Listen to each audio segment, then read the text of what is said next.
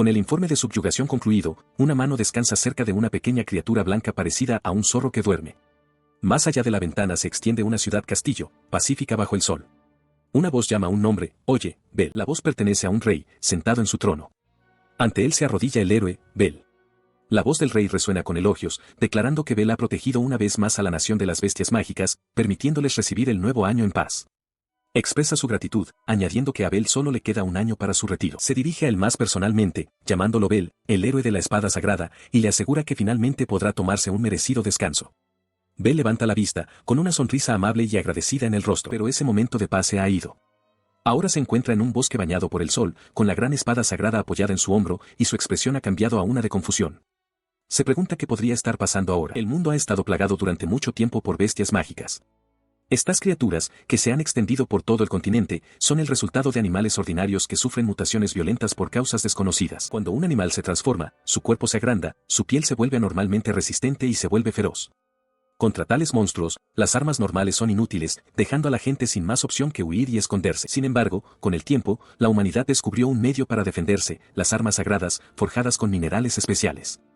A partir de ese momento, se construyeron naciones poderosas en torno a los héroes elegidos para empuñar estas armas sagradas. La historia del reino de Cressilart se despliega en un tomo abierto, sus páginas detallan las dos armas sagradas que protegen el reino, la espada sagrada Elrin y la lanza sagrada Bensil. Esta historia es el telón de fondo de un gran banquete. El rey de Cressit brinda por Bel, declarando que la celebración es en su honor e instándole a disfrutar de las festividades. Él acepta el brindis con una sonrisa amable, agradeciendo a su majestad. Un recuerdo aflora, él mismo, 19 años atrás, sacando la espada sagrada de la tierra y alterando para siempre el curso de su vida ordinaria. La familia real lo rodea con calidez. La primera princesa, Mariciel, elogia su destreza en la batalla reciente, mientras que la reina Feliaciel bromea sobre su forma de beber. Bel, con familiaridad, desvía su término afectuoso, lo que la lleva a insistir en que la llame hermana mayor. La princesa más joven, Elisiel, pide con entusiasmo escuchar sus historias, e incluso el visitante Lord Pat de Crenlar se une, sugiriendo una familiaridad fraternal. A pesar de su amabilidad, siente una profunda sensación de distancia. Plebeyo de nacimiento, ahora con 34 años y sin familia propia, le resulta surrealista celebrar con la realeza.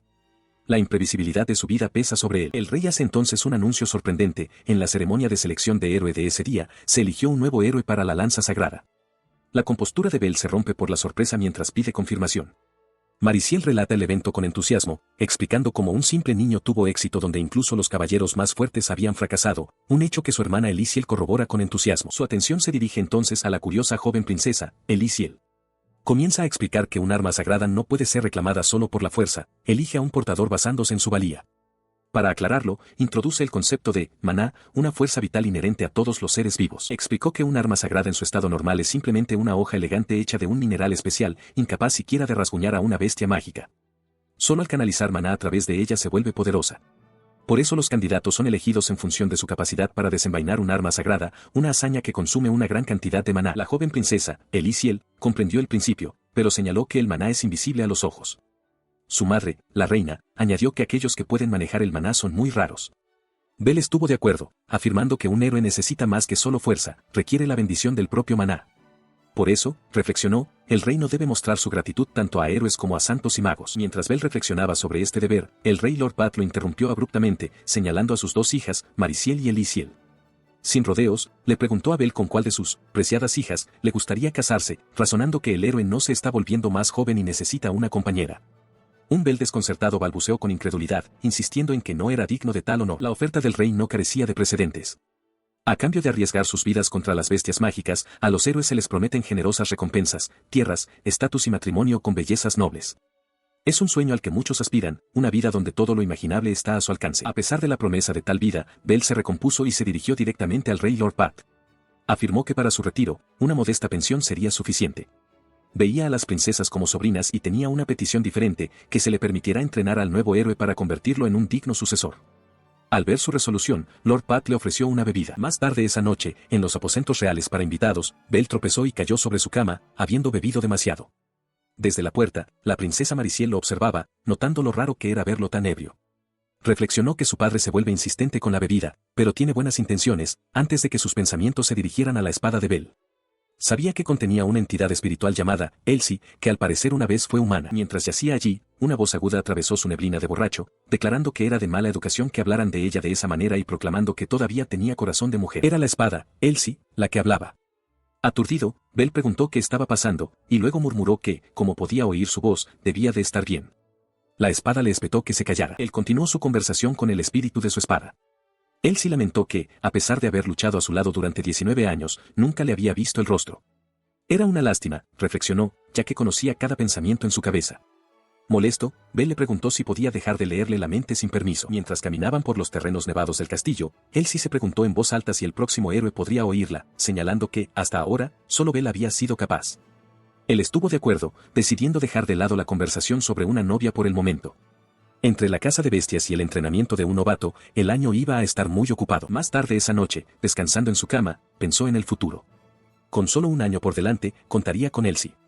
El espíritu de la espada se hizo eco del sentimiento, confirmando que ella también contaba con él. La quietud de la noche fue repentinamente destrozada por un grito aterrorizado proveniente de los aposentos de las princesas. El sonido lo sacó bruscamente de su descanso, y se incorporó de un salto. Sus ojos se abrieron de par en par con alarma, mientras un sudor frío le perlaba la frente. Afuera, una multitud se había congregado en la plaza del castillo real, sus murmullos llenando el aire mientras miraban fijamente el pedestal de letargo. En las calles abarrotadas, los susurros se convierten en acusaciones. El héroe, Bell, al parecer ha estado actuando como un necio desde que empezó el año, culminando en la increíble noticia de que se emborrachó y agredió a la santidad. La multitud lo considera un acto de absoluta depravación mientras los guardias se llevan a un sombrío Bell. Un flashback revela el momento de confusión. Bell se encuentra en el suelo, posicionado sobre una desaliñada princesa Mariciel. Totalmente desconcertado, se pregunta qué está pasando, incapaz de comprender la acusación de que él, de entre todas las personas, la habría agredido. De vuelta al presente, se encuentra encadenado ante una multitud que lo abuchea, con su espada Elsie en manos de un guardia.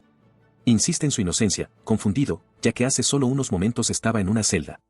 Un hombre con un bigote prominente sonríe con desdén, calificando la situación de farsa y preguntándose por qué la poderosa espada sagrada no hizo nada. Sus ojos se entrecierran al reconocerlo. El acusador es el vicecapitán de los caballeros, un hombre que siempre lo ha odiado abiertamente. Mientras Bell procesa esto, el vicecapitán da un paso al frente, con una sonrisa cruel dibujada en sus labios mientras se prepara para anunciar el castigo. El rostro del vicecapitán se retuerce con júbilo malévolo mientras dicta la sentencia, el exilio del reino. Afirma que es una orden imperial directa de su majestad. Bell lo mira en un silencio atónito, incapaz de creer lo que está oyendo, mientras sus partidarios exigen pruebas. Su asalto verbal continúa, el vicecapitán se burla diciendo que sabía que la verdad saldría a la luz. Tacha a Bell de fraude descarado, un impostor que se aferró al título de héroe durante demasiado tiempo.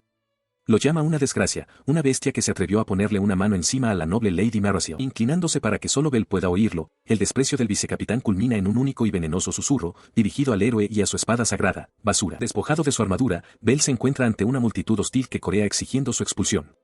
No puede creer que así es como el reino trata al héroe que le sirvió durante 19 años. El vicecapitán sonríe con sorna, preguntando burlonamente por qué ninguno de los supuestos aliados de Bell ha venido en su defensa. Con el rostro contraído por la angustia, agarra la empuñadura de su espada, que está clavada en el suelo de piedra ante él. Mientras Bell permanece en silencio, el vicecapitán se dirige a él de nuevo, sosteniendo un pequeño objeto brillante. Con falsa compasión, afirma que lamenta no haber podido protegerlo. El objeto, una especie de emblema, estalla en llamas mágicas.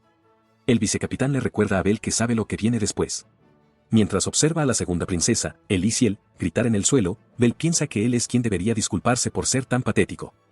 Fue gracias a ella que se convirtió en un héroe, y le agradece por todo. Más tarde, en un claro tranquilo y cubierto de nieve, una espada yace incrustada en un monumento de piedra. Allí, Bell se despide en silencio de alguien llamada Elsie. El viaje es interrumpido por el vicecapitán, que se inclina hacia la carreta con una expresión retorcida y jubilosa. Le ruge a Bell, llamándolo criminal. Desde el interior de la carreta, Bell, simplemente y con cansancio, asiente. Se sentó al borde del camino, observando la carreta alejarse con un traqueteo en el paisaje nevado.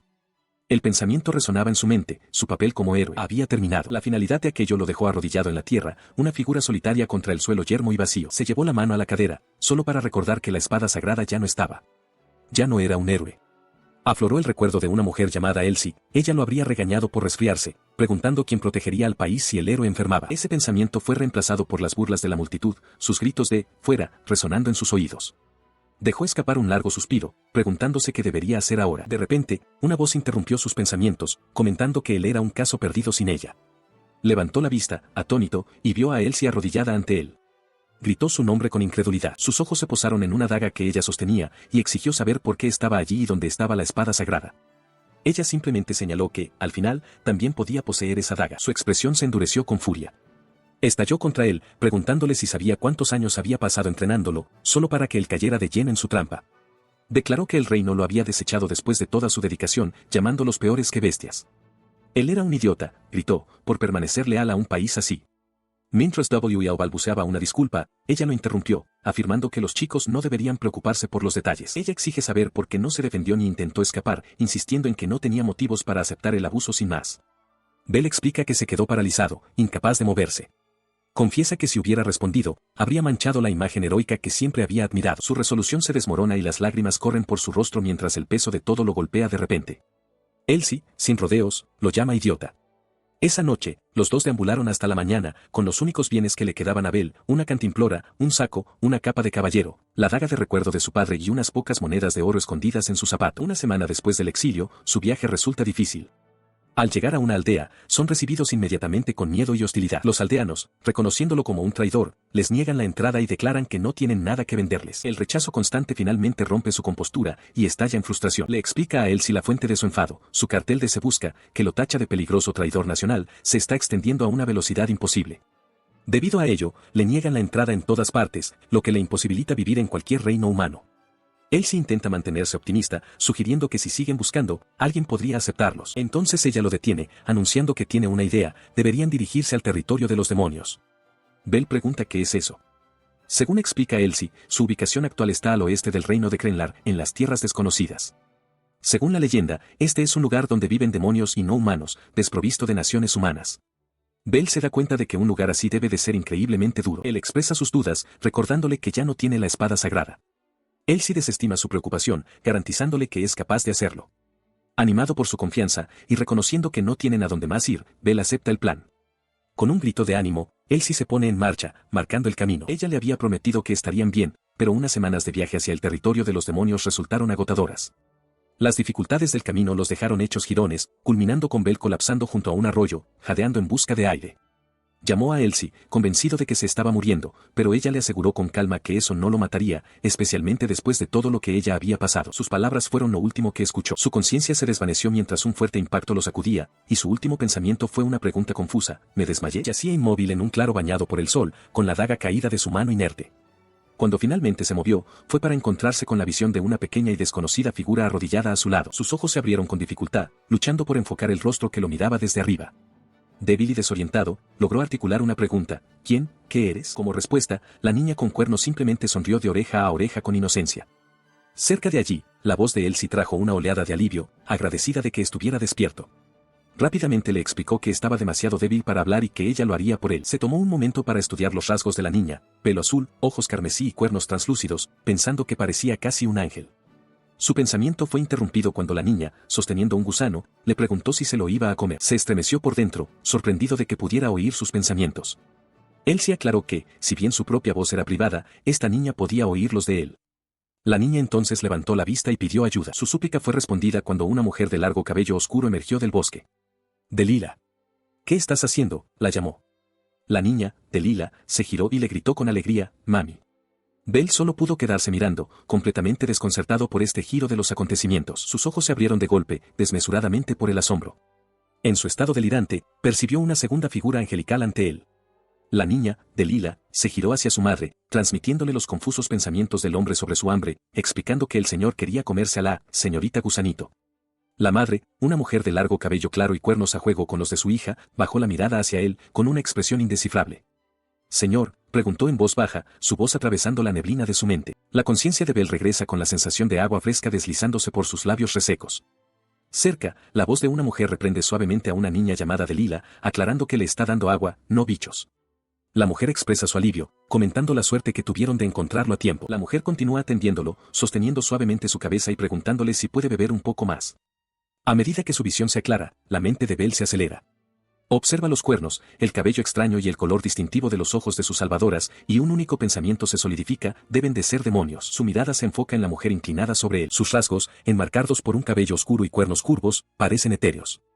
Desorientado y débil, solo puede preguntarse si ha muerto y esta es su primera visión del cielo. La llama, exigiéndole una respuesta. Con un repentino estallido de energía, Bell se incorpora de golpe, sobresaltándolas a ambas. Inclina la cabeza, disculpándose profusamente y agradeciéndole su ayuda. Azorado, se presenta como el héroe antes de corregir rápidamente su desliz, diciendo que su nombre es Bell. La mujer explica que lo encontró desplomado mientras buscaba el territorio de los demonios. Parece preocupada, preguntándose si alguien le creería, especialmente si los carteles de Se Busca ya han llegado tan lejos en la naturaleza. Ella simplemente sonríe, asegurándole que está bien. Bell, sin embargo, permanece azorado por el encuentro, con el rostro sonrojado. La mujer entonces gesticula hacia su hija, explicando que la pequeña normalmente es tímida con los extraños. Señala con una sonrisa que Delilah se encariñó con él de inmediato. Como para demostrarlo, la pequeña niña con cuernos se aferra a la pierna de Bell, mirándolo y comentando inocentemente que su ropa le parece tonta. Ella se presenta alegremente como Delilah.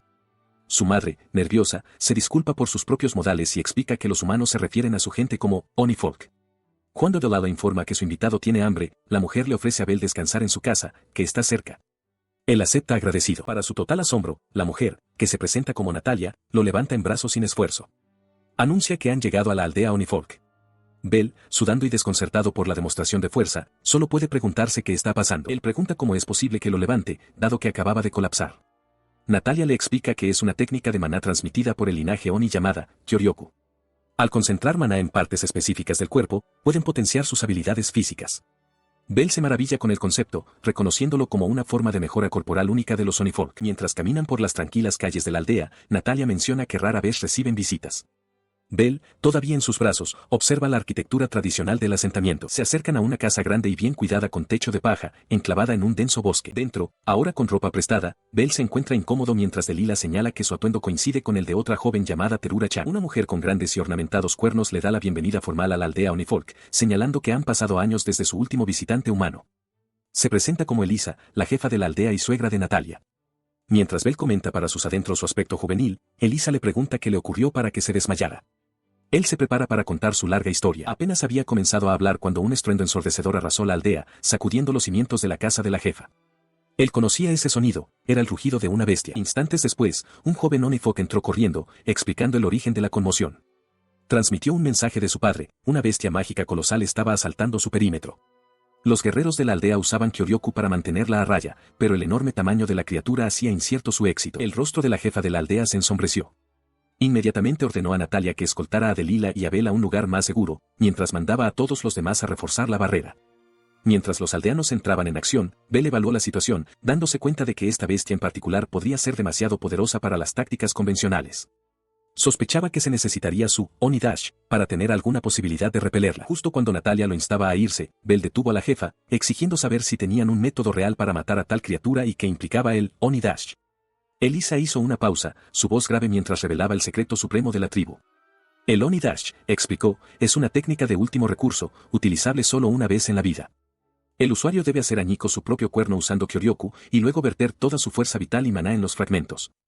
Esto forja una hoja carmesí, lo suficientemente afilada como para herir a una bestia mágica, pero a costa de la propia vida del usuario. Era, admitió, una misión suicida. El peso de sus palabras se cernió sobre él. Con sombría determinación, declaró que nunca permitiría que tal sacrificio ocurriera y salió disparado de la habitación, dejando a una atónita Natalia y a Delilah llamándolo. Sin pensarlo dos veces, Natalia corrió tras él, llamándolo, cariño, mientras se adentraba en el caos exterior, con su hija siguiéndola de cerca. Mientras corría, las voces de su pasado resonaron en su mente, recordándole una amarga verdad, ya no empuñaba la espada sagrada el Srin. Él sabía toda la verdad. Las armas sagradas cambiaban de forma con el maná, una propiedad otorgada por el mineral mágico forjado en sus hojas. Pero cómo se fabricaban seguía siendo un misterio. Gritó con frustración, plenamente consciente de que necesitaba un arma así. Sin una, era imposible matar a una bestia mágica. A pesar de esto, se lanzó hacia adelante, su pequeño cuchillo chocando inútilmente contra el pellejo de la enorme bestia. Desde una distancia segura, Delilah y Terura lo llamaron, instándolo a ir a su casa donde estaría a salvo. Les gritó que retrocedieran, declarando que no importaba lo que fuera, él se encargaría de la criatura. Mientras hablaba, una explosión masiva sacudió la ladera de la montaña lejana, lanzando una columna de humo al aire. El caos del presente se desvaneció, reemplazado por el recuerdo de un fracaso pasado. Recordó haber admitido su impotencia sin un arma sagrada. La voz de él se interrumpió el recuerdo, preguntando cómo pretendía derrotar a la bestia adulta. Respondió con certeza, confirmando que su punto débil, como siempre, era el cuello. Ella insistió en que él no entendía la gravedad de la situación, pero su resolución era firme. Declaró que simplemente apuñalaría su cuello repetidamente hasta que la criatura dejara de moverse y, con eso, echó a correr. Se lanzó por el aire, con el cuchillo en alto, apuntando directamente a la cabeza de la bestia. Abajo, Delilah observaba con horror, gritándole que se detuviera. La criatura fue más rápida. Sus enormes mandíbulas se cerraron alrededor de su torso, silenciando su ataque en un chorro de sangre. Delilah solo pudo gritar su nombre con absoluto terror. Su grito de terror fue ahogado por los sonidos de la lucha. A pesar de estar siendo aplastado en las fauces de la bestia, Bell contraatacó con salvaje desesperación, hundiendo su pequeña daga en la cuenca del ojo de la criatura y rugiendo que recibiera otro golpe. La bestia retrocedió en agonía, sacudiendo violentamente la cabeza y lanzándolo por los aires. Él cayó sin control mientras los aldeanos observaban en un silencio atónito. Aterrizó con un golpe seco, su cuerpo inerte y ensangrentado en el suelo polvoriento. A lo lejos, el enorme lobo se desplomó, derrotado. Un único pensamiento cruzó su mente aturdida: seguía vivo. Mientras sus sentidos regresaban lentamente, una ola de confusión lo invadió. Miró la simple daga en su mano, con la mente en un torbellino. Era un hecho establecido, algo que le habían dicho 1000 veces durante años de entrenamiento: las bestias mágicas eran inmunes a todo lo que no fuera un arma sagrada. Y sin embargo, acababa de derrotar a una. El recuerdo se sentía como un sueño. Comprendió entonces que la hoja en sí no era especial, ni siquiera estaba hecha de mineral mágico. El efecto solo había durado un instante. Había inundado la diminuta y ordinaria daga con una cantidad absurda de su propio maná, mucho más allá de lo que una persona normal podría manejar, comprimiéndolo en una hoja que imitó momentáneamente el poder de un arma sagrada. Su maná, se dio cuenta, era simplemente una locura. Arrodillado en la tierra, levantó la vista y vio a los aldeanos Oni reunirse a su alrededor, con expresiones que mezclaban asombro e incredulidad. Uno de ellos comentó que era más que suficientemente fuerte. Otro exclamó que era increíble.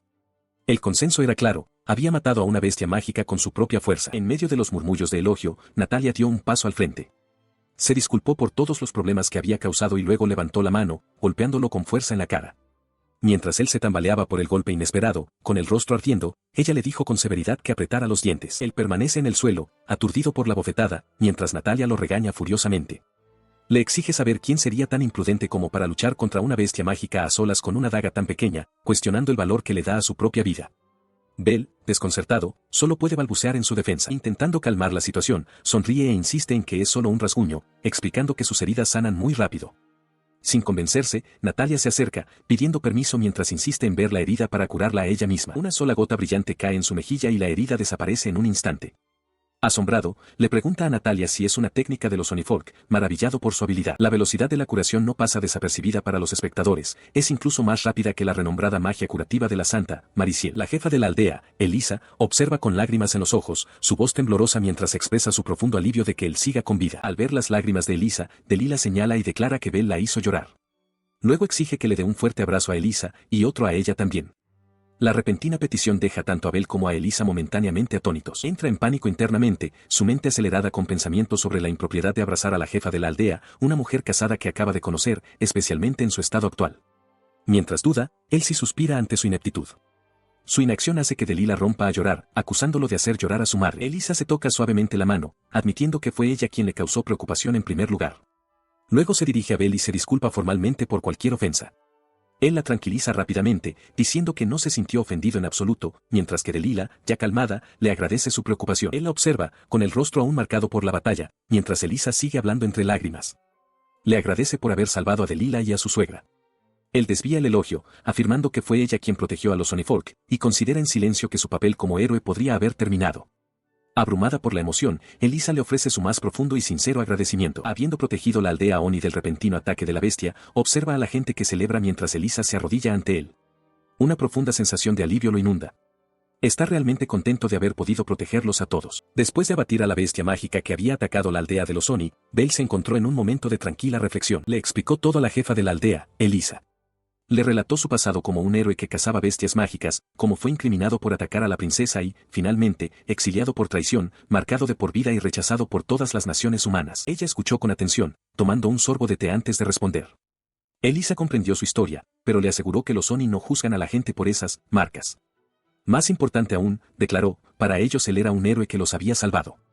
Le instó a mantener la cabeza en alto. Y así, sin un lugar al que ir en las tierras humanas, Bell comenzó a alojarse en la casa de la jefa con Natalia y su hija, Delila. Le dieron un lugar en la aldea, reuniéndose alrededor del hogar para compartir una comida como una nueva familia. Dio un bocado y sus ojos se iluminaron de placer.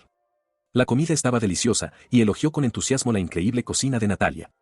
Delila sonrió, feliz de que le gustara, mientras Terura se despedía, diciéndole que lo vería más tarde. Habiendo encontrado un lugar al que pertenecer, rápidamente se hizo útil, aceptando el trabajo de cazar las bestias mágicas que merodeaban por las tierras alrededor de la aldea junto a los demás Oni. Se le acercó un herrero Oni llamado Grain, quien orgullosamente le presentó un arma recién forjada. Grain le explicó que finalmente había logrado crear una réplica decente de la legendaria espada sagrada El Sring y le preguntó a Bell si estaría dispuesto a probarla. El herrero admitió que fue un proyecto divertido, inspirado en las historias que había oído sobre las armas legendarias del mundo humano. Abrumado por la gratitud, Bell intentó insistir en pagar, pero Grind lo rechazó, bromeando con que habría usado su Oni Dash si Bell no hubiera aparecido cuando lo hizo. Poniendo la réplica a prueba, blandió la hoja con practicada facilidad. El acero destelló, cercenando limpiamente el grueso cuerno de una enorme bestia mágica en un único y poderoso golpe. Al caer la noche, la aldea cobró vida con el cálido resplandor de los farolillos y los sonidos de la celebración. Dentro de uno de los bulliciosos salones, se sirvieron bebidas en preparación para un brindis. Rodeado de sus nuevos amigos, Bell se encontró como el invitado de honor en un animado festín, con los aldeanos levantando sus copas hacia él. Daruken, el carnicero de la aldea, le presentó una fuente rebosante de su mejor carne, instándole a comer. Mientras los demás aclamaban a su héroe, Bell sintió una punzada de inquietud. Simplemente estaba cazando bestias mágicas, lo mismo que siempre había hecho, y se preguntó si realmente merecía ser tratado como familia. También recordó una información útil: él sí poseía la habilidad de poseer metales y minerales compatibles. Escuchaba, atónito, mientras Daruken lo elogiaba. El carnicero le explicó que, al derrotar a las bestias y dejar atrás las piedras mágicas, Bell había permitido que el pueblo prosperara. Esta revelación llevó a Bell a preguntar para qué se usaban las piedras mágicas, una pregunta que dejó a Daruken sin palabras. Bell elaboró, afirmando que las piedras mágicas suelen extraerse del corazón de las grandes bestias y se consideran extremadamente raras. Otro aldeano intervino, exclamando que las piedras mágicas valen tanto como monedas de oro, y algunas incluso más. Esto era una novedad para Bell, quien recordó que en Krenlar nadie sabía cómo trabajar con ellas, solo las había visto utilizadas en la creación de armas legendarias como la espada sagrada y la lanza sagrada. Tragó saliva, mientras un pensamiento inquietante echaba raíces. Se preguntó si los caballeros de Krenlar habían estado ocultando el verdadero valor de las piedras a propósito. La verdad se hizo evidente: los héroes habían estado enriqueciendo al país con cada bestia que cazaban, sin saberlo. Mientras procesaba esto, Grind le ofreció una bebida, comentando que Bell merecía mucho más de lo que había recibido. El herrero afirmó que la forma en que el mundo humano lo había tratado estaba mal. Los demás aldeanos estuvieron de acuerdo, animándolo a comer, beber y disfrutar. Pasaron unos días. Dentro de una habitación tranquila, la madre de Delila, Natalia, le trajo una taza de té. Él le dio las gracias mientras la pequeña Delila se aferraba a su espalda, insistiendo en que aún no tenía sueño. Natalia sonrió, comentando lo apegada que se había vuelto su hija a él, antes de decirle suavemente a la niña que era hora de que ella y su madre se fueran a la cama. Estaba sentado, rodeado de pilas de libros, estudiando textos antiguos hasta altas horas de la noche. Elisa se acercó, preguntándole qué había estado investigando con tanta diligencia. Él levantó la vista, con una leve sonrisa en el rostro, y comentó lo amable que había sido todo el mundo en la aldea con él. Ella le preguntó si esta era su forma de agradecérselo, recordándole amablemente que ya había hecho más que suficiente. Pero él no estuvo de acuerdo, insistiendo en que no era ni de lejos suficiente. Reveló que su investigación había descubierto un hecho crucial: el pueblo Oni posee una habilidad natural para controlar el maná que supera con creces a la de los humanos. Continuó, con la voz llena de convicción, explicando que si pudieran aprovechar ese poder adecuadamente, podrían evitar la reacción fatal de usar el Oni Dash. Elisa se quedó mirando, sorprendida por la profunda posibilidad. Él entonces le preguntó si de verdad llegaría tan lejos por ellos, a lo que ella simplemente se ofreció a prepararle un bocadillo nocturno. Su mente se desvió hacia los días pacíficos que había pasado en la aldea, caminando por el bosque, compartiendo comidas y convirtiéndose en parte de una familia. El recuerdo se desvaneció y se encontró hablando con Elsie, quien le preguntó sin rodeos por qué no se casaba con Natalia. La pregunta lo tomó completamente por sorpresa. Elsie insistió, recordándole que podía oír sus pensamientos y sabía que era una mujer maravillosa a la que no parecía desagradarle, añadiendo que su porte regio hacía que las princesas de su antiguo reino parecieran aficionadas. Su expresión decayó. Confesó que, aunque podía arreglárselas como héroe, se sentía completamente inútil en lo que respecta a esas cosas. El recuerdo de su traición afloró, una multitud burlona expulsándolo, y admitió que no sabía por qué lo habían traicionado. Elsie lo corrigió amablemente, diciendo que lo sentía pero que claramente no lo había superado. Le recordó que seguía luchando, incluso sin su espada sagrada, y que ella estaba allí por él, por Bell, no por el héroe. Al final, él era solo un hombre con una espada. Al terminar el día, se sentó solo, con la cabeza entre las manos. Luchaba con un secreto que le había estado ocultando. El recuerdo de las palabras del rey resonaba en su mente, la promesa de familia y confianza, seguida inmediatamente por la desconcertante orden de su exilio. La razón del mandato de su majestad seguía siendo una pregunta agonizante y sin respuesta. Le habían tendido una trampa. La investigación de Elsie reveló la verdad. En el banquete de Año Nuevo, la princesa Mariciel le sirvió una bebida con somníferos. Mientras él estaba inconsciente, ella y su hermana se colaron en su habitación para simular una agresión. El día antes de su exilio, el plan había llegado a su fin. Una Elisiel eufórica celebró su éxito perfecto con Mariciel, presumiendo de que Bell era ahora un criminal que le había faltado al respeto a la primera princesa. Sin pruebas ni testigos, confiaba en que la verdad nunca saldría a la luz, sobre todo porque Bell probablemente culparía a su propia borrachera y ni siquiera intentaría defenderse. Sin embargo, su hermana menor expresó un atisbo de duda, preguntándose en voz alta si no habían ido demasiado lejos con su dulce tío. Mariciel la reprendió bruscamente por ser demasiado blanda y rechazó con vehemencia la idea de casarse con él. Desde una ventana cercana, los verdaderos sentimientos de Elisiel quedaron claros mientras celebraba la idea de expulsarlo finalmente del reino. Este profundo resentimiento provenía de un tiempo anterior. Un Bel más joven, entonces de 24 años, había regresado de una exitosa cacería de bestias mágicas, ganándose los elogios del rey. Pero las jóvenes princesas, Mariciel y Elisiel, no estaban nada impresionadas. Mariciel se burló en privado de la idea de casarse con un viejo simplón. Elisiel se mostró de acuerdo de inmediato con la negativa de su hermana, añadiendo que, de todos modos, pensaba que Mariciel sería una mejor pareja para él. Su desdén se consolidó durante la ceremonia de selección del héroe, cuando un príncipe de 16 años llamado Belmorete desenvainó la espada sagrada. Las princesas quedaron cautivadas al instante. Sin embargo, sus esperanzas se desvanecieron cuando su padre anunció que, para asegurar la paz, una de ellas debía casarse con Bel para atar al héroe al reino. Al ver a Bel como un obstáculo para su pretendiente preferido, su resentimiento se convirtió en un complot. De vuelta en el presente, Bel apretó el puño mientras asimilaba la impactante revelación. Elsie, en su forma espiritual, confirmó que esta era la verdad que había descubierto. Le explicó que había dejado la espada sagrada para poseer la daga de recuerdo de su padre, declarando su inquebrantable intención de permanecer a su lado e instándole a actuar con este nuevo conocimiento como mejor le pareciera. Se desplomó en el suelo, abrumado al darse cuenta de que era la víctima de un escándalo real. Se sentía patético, lamentando no haberse dado cuenta de que las princesas lo despreciaban tanto y que había rechazado la propuesta de matrimonio porque sentía que había hombres más talentosos disponibles. Desde la daga en su soporte, la voz de Elsie atravesó su desesperación, diciéndole que dejara de lamentarse y culparse. Le recordó que los verdaderos culpables eran las princesas intrigantes, el rey y la reina inútiles que usaron el escándalo para derribarlo, y los ciudadanos que se volvieron en su contra sin pensarlo dos veces. Ella continuó, señalando que había sido traicionado y que no debía proteger a las personas equivocadas. En contraste, le recordó, los Sonifolk lo habían recibido con los brazos abiertos y necesitaban su ayuda. Él levantó la vista, con un atisbo de duda en su rostro, preguntándose si realmente estaba bien pensar de esa manera. Su tono se suavizó al admitir que fue una estupidez de su parte haberse quedado callada, lo que solo le causó estrés.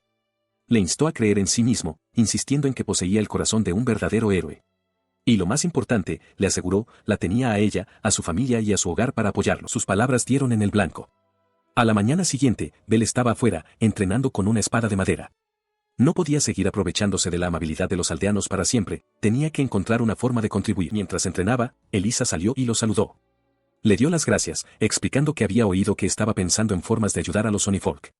Azorado, Bel intentó restarle importancia diciendo que era solo una idea, pero Elisa cambió de tema de repente, preguntándole directamente qué pensaba de Natalia. Antes de que pudiera procesar por completo la pregunta, Elisa profundizó en el trágico pasado de Natalia. Reveló que los padres de Natalia se habían perdido a causa de una bestia mágica y que su esposo, el propio hijo de Elisa, fue asesinado hace 5 años. Sin embargo, señaló Elisa, desde la llegada de Bel, Natalia nunca había dejado de sonreír ni de apoyarlo. Ella continúa, observando que aunque Natalia y Delilah se preocupan por él, sus propios sentimientos siguen sin resolverse. Señala un recuerdo de ellas sonriendo juntas, expresando su deseo de que él las ayude a encontrar esa alegría de nuevo.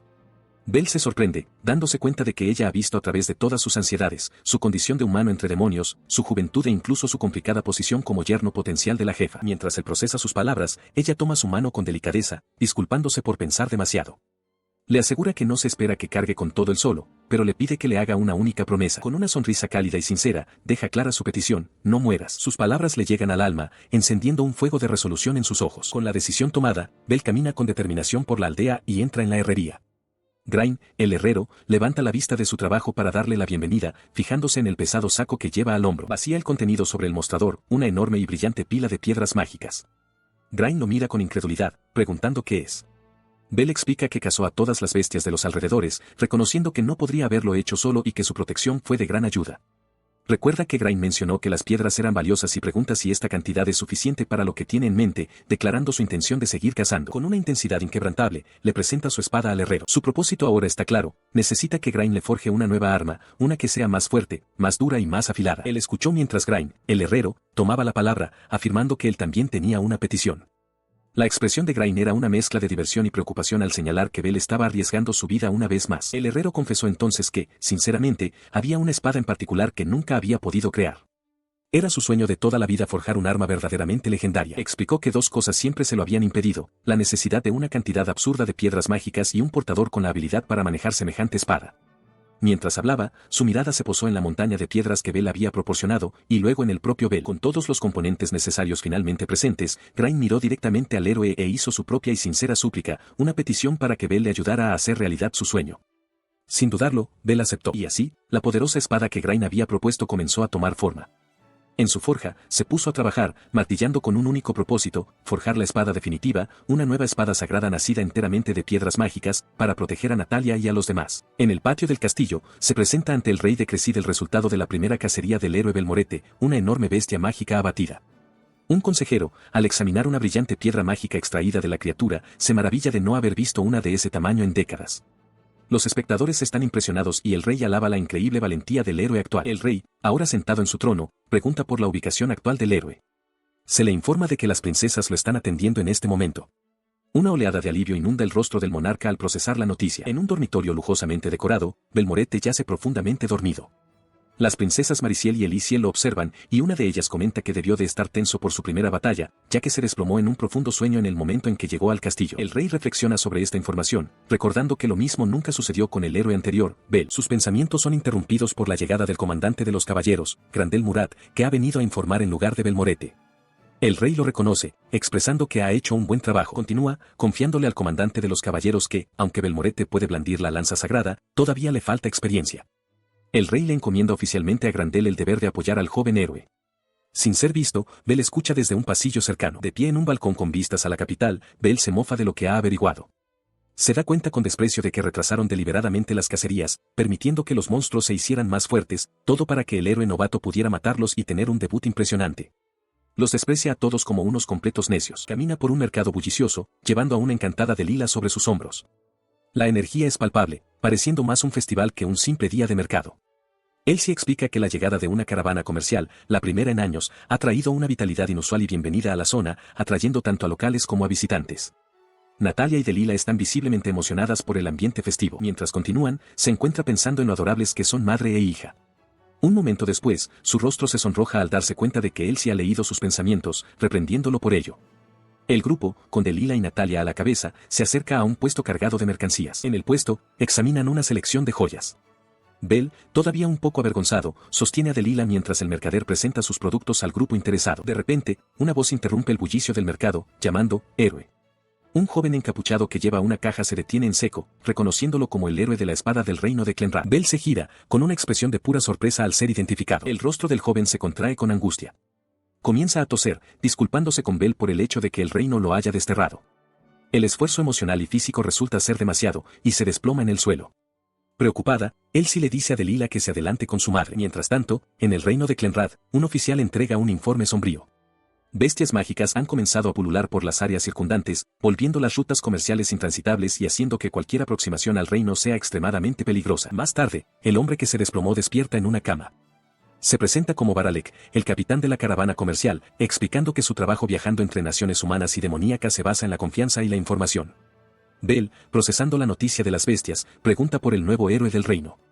Baralek confirma que las cosas no pintan bien, revelando un defecto crítico. El nuevo héroe se desploma y duerme durante varios días después de cada cacería. Reaccionó con incredulidad al enterarse de que el nuevo héroe duerme durante días después de una cacería. Baralek confirmó el rumor, añadiendo que el héroe tiene suerte si sale a cazar una vez por semana. Esta situación, se lamentó, le hacía imposible hacer negocios dentro de las fronteras del reino. Esto contrastaba fuertemente con sus propios métodos. Él siempre había buscado a las bestias a punto de transformarse, comprendiendo que cuanto más crece una bestia, más difícil es matarla, ya que gana inteligencia, furia y una piel endurecida antes de su mutación final. Durante 10 años, las había eliminado diligentemente para mantener la amenaza contenida. La revelación lo golpeó con un pavor helado. Con los monstruos alrededor del reino fuera de control y el nuevo héroe abrumado, la situación era terrible. Sus pensamientos se dirigieron de inmediato a la gente que vivía allí, atrapada en el creciente peligro. Baralek, sin embargo, le recordó que no tenía por qué preocuparse por esa gente. Señaló que fueron ellos mismos quienes lo marcaron y lo exiliaron. El mercader le hizo entonces una pregunta directa: ¿no resentía al reino por lo que le habían hecho? La pregunta dejó a Bel momentáneamente aturdido. Reflexionó sobre la pregunta, admitiendo que por supuesto se había sorprendido. Entendía por qué los nobles y las hermanas de la realeza habían llegado a odiarlo. Pero se dio cuenta de que, gracias a ese doloroso exilio, había conocido a gente que lo aceptaba de verdad por ser quien era. En cierto modo, ahora estaba agradecido. Reconoció que probablemente él también tenía sus defectos, al ser un hombre sencillo de origen humilde, y que le resultaba mucho más fácil trabajar con la gente demonio. Baralek reflexionó que si el reino estaba condenado, era un destino que ellos mismos habían elegido. A pesar de esta lógica, Bel admitió que no podía evitar preocuparse. Al día siguiente, su conversación derivó en una petición formal. Baralek le pidió a Bel que escoltara su caravana comercial hasta la frontera. El espíritu emprendedor del mercader se encendió, declaró que muy pocos humanos comercian con demonios y pidió con entusiasmo el apoyo continuo de Bell. Agradece profusamente a Bell mientras la caravana comercial llega a salvo a la frontera. Con un monstruo muerto cerca, sugiere que se tomen un breve descanso. Bell, limpiando su nueva y gran espada, está de acuerdo en que no hay necesidad de apresurarse, confiado en que volverán a la aldea antes del atardecer. Les asegura que Grain y los demás están vigilando la aldea de todos modos, y que son perfectamente capaces de encargarse de cualquier monstruo menor. Mientras se sienta en el carro, él se intuye correctamente que planea usar su recompensa para comprarles recuerdos a ella y a Delilah. Ella lo regaña en broma por leerle la mente, pero Bell se desespera internamente, ya que ha gastado el dinero de la recompensa en su nueva espada. Sus pensamientos se vuelven serios. Admite para sí mismo que el trabajo no era solo por la recompensa, también quería comprobar si había monstruos salvajes llegando desde el reino. Justo cuando se pregunta si estaba siendo demasiado cauto, un gruñido bajo emana de los arbustos mientras emerge una gran bestia parecida a un lobo. El monstruo se abalanza, pero Bell reacciona al instante, interceptando su embestida con un único y potente golpe que hace que la criatura retroceda tambaleándose. Con la amenaza inmediata repelida, Bell se vuelve hacia Baralek y se disculpa, declarando su intención de dar por terminado el trabajo de escolta y rechazar la recompensa. Baralek, que estaba a punto de pagarle, queda completamente sorprendido. Antes de que nadie pueda reaccionar, Bell sale corriendo en persecución de la bestia. Baralek observa con asombro, comentando que el monstruo huyó tras un solo golpe, lo que demuestra que Bell es verdaderamente digno de su título de héroe. Luego explica a los demás que Bell persigue al monstruo porque teme que se dirija hacia la aldea de los Onifolk. Unas horas antes, de vuelta en la aldea Onifolk, Delilah estaba sentada enfurruñada en un porche. Dentro, Elisa le comentó a Terura que la niña se había quedado callada desde que Bell se fue a escoltar la caravana. Terura asintió, segura de que Delilah se animaría a la tarde siguiente con su regreso. Cuando Elisa preguntó dónde estaba Delilah, Terura explicó que estaba impaciente y quería jugar con él, tío Bell, de inmediato. Impulsada por esa impaciencia, se había alejado de la aldea y adentrado en un sendero del bosque, con Elsie siguiéndola de cerca. Elsie recordó su conversación con Elisa momentos antes. La jefa de la aldea había sugerido que ambas salieran a recibir a Bell, sabiendo cuánto deseaba Delilah ser la primera en decirle, bienvenido de vuelta. Sin embargo, el recuerdo no lograba disipar la preocupación actual de Elsie. Delante de ella, Delilah declaró su intención de dar la bienvenida a Bell. Elsie sonrió levemente, coincidiendo en que ella también quería hacer lo mismo. Su tranquila caminata se hizo añicos en un instante. Una bestia masiva y gruñona, de pelaje blanco y lomo espinoso, irrumpió desde los árboles, bloqueándoles el paso.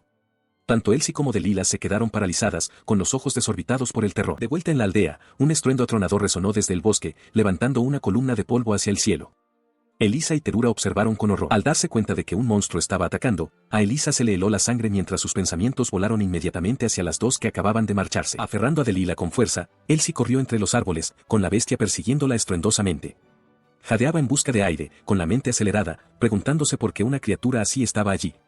Entonces, una terrible revelación la golpeó. Tenía que ser uno de los monstruos de los que Bell les había advertido, una de las bestias de la capital. Ella tropezó y cayó al camino de tierra, con Delilah todavía aferrada a su espalda.